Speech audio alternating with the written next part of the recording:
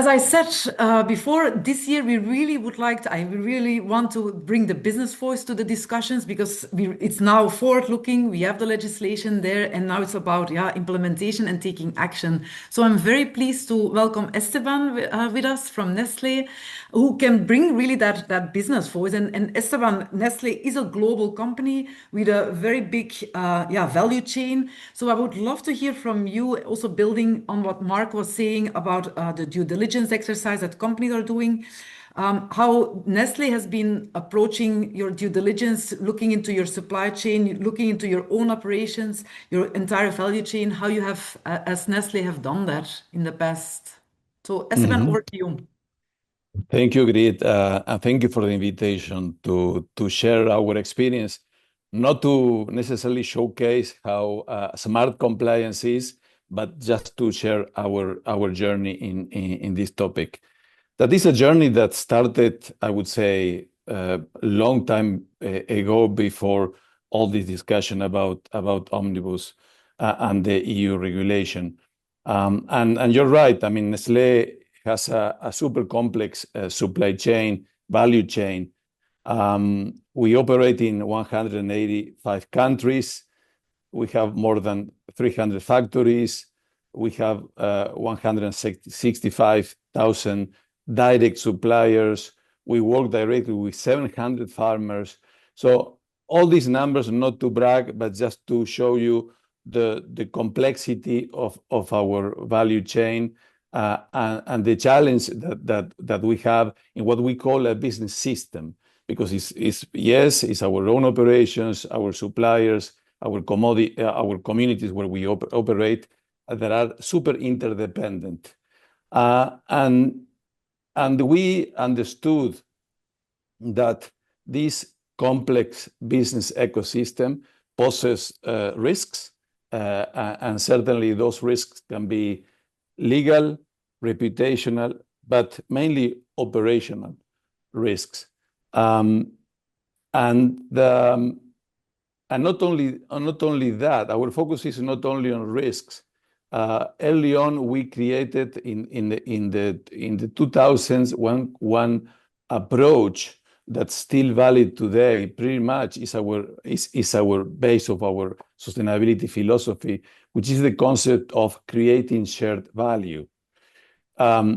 We do due diligence not only to assess, address, and report risks, but also to create that shared value with our business ecosystem. And we do that because we really need a resilient business ecosystem, because without that resilient business ecosystem, we would not have our company. We have 150 years old of history. We would like to be there for the long term. Nestlé is a long-term company, and that's why we need this resilient business ecosystem. And this is important to understand where this discussion is going, relating with the regulation, because the importance of due diligence of this business ecosystem is basically independent of regulation. All these matters, we did it on a voluntary basis just to build resilience of our business ecosystem. And that's why we early on, we introduced a policy on human rights, a framework that of course is based on the UN guiding principles and the OECD guidelines for multinational enterprises. And we have in our due diligence system a mix of focus on our salient human rights issues that we had identified as material.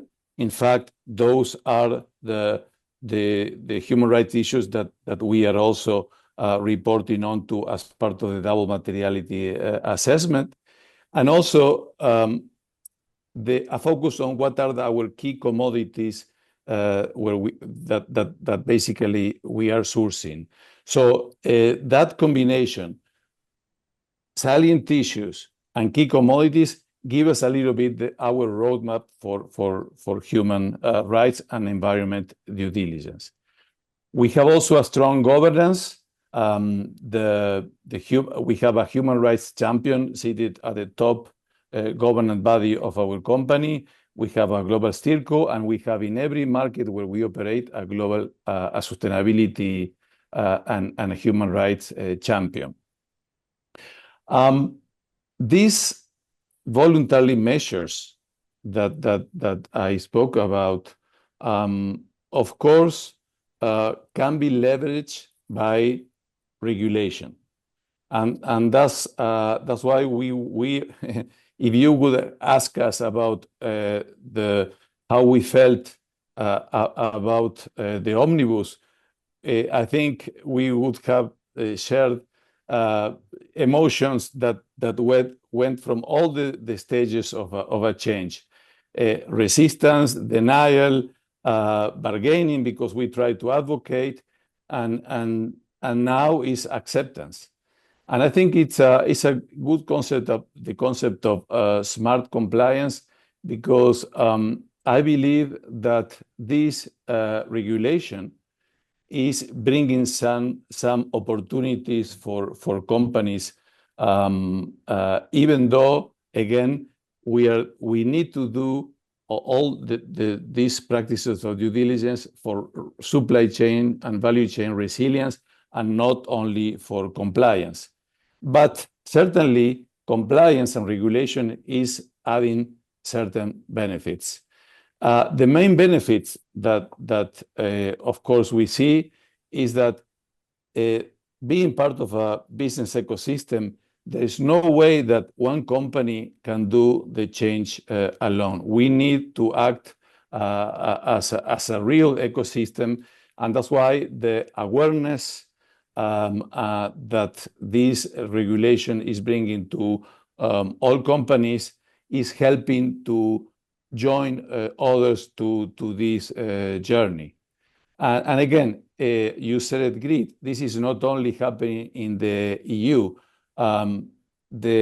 We have identified, for instance, on non-financial reporting, that there are already 17 countries with mandatory regulation on non-financial reporting, and almost 25 that are considering it or is under discussion. So this is coming, non-financial reporting, but also due diligence on human rights and environment, and this is super positive for the business ecosystem. Also another benefit is that we saw how investors are getting interested into this, and this is super important, because they are now realizing that costs associated to due diligence are not costs, but investment in this resilient supply chain.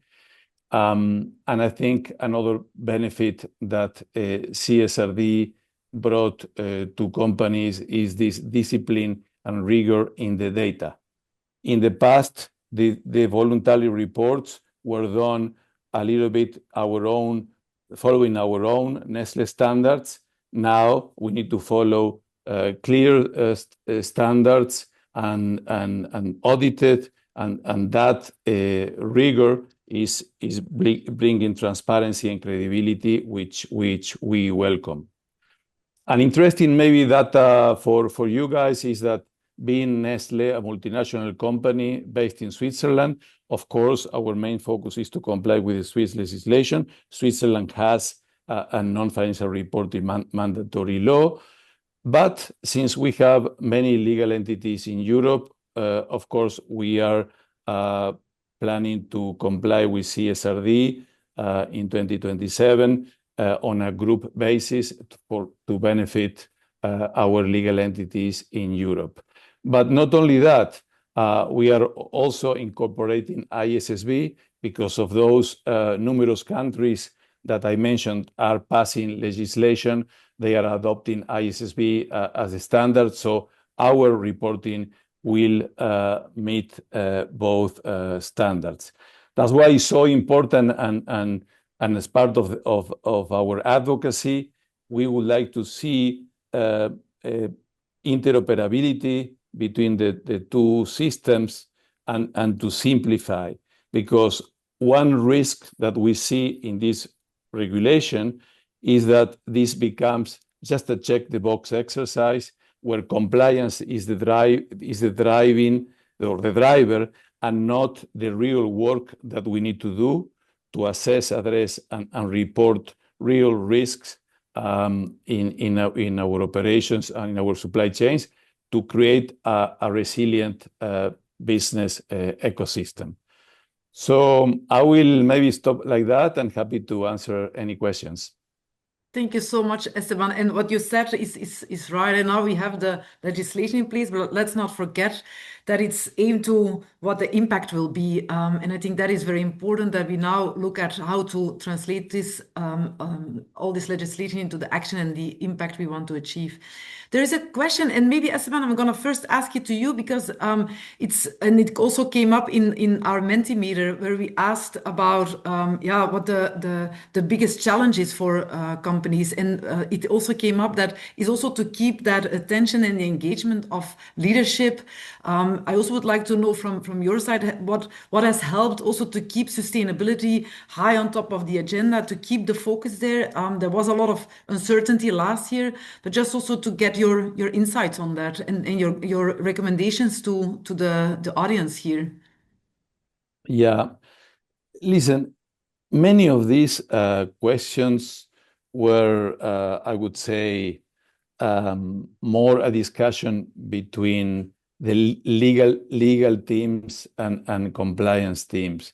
And when I said all the stages of changes and starting by anger and frustration is because we were ready as a company in 2024 for CSRD, and when the EU proposed these changes, of course, that was creating that uncertainty that, of course, businesses don't like. The same happened with the non-deforestation regulation. But like I said before, the engagement of the business with this matter is really beyond compliance and regulation. Of course, we need clear certainty in the regulation because there is a cost associated to compliance, and there are processes that we need to build, and these are not easy processes. We had to adapt our company. We had to create a new unit for non-financial reporting. The CSRD, it's a material and a heavy law that requires many adaptations in the company. So certainly is important. But the business case for human rights and environmental due diligence is not really in the compliance of this law. It is about the concept of resilient business systems. And to make it a little bit more tangible, because of course, one example, we are reliant on for instance, on a good yield of cocoa. Cocoa is one ingredient of our value chain in confectionery. There is a source of cocoa in West Africa that is under challenges of income, that is the root cause of some child labor and forced labor. We need to address those root causes if we want a reliable and sustainable sourcing of cocoa. We need to protect also the origin, the trees of the cocoa trees, the yields of the cocoa trees that are also challenged by climate change. So there are many different elements from the social aspect and the environmental aspect that are putting at risk that important sourcing of that commodity for our company. If we don't address that, we will just lose our business. So that is completely independent of regulation.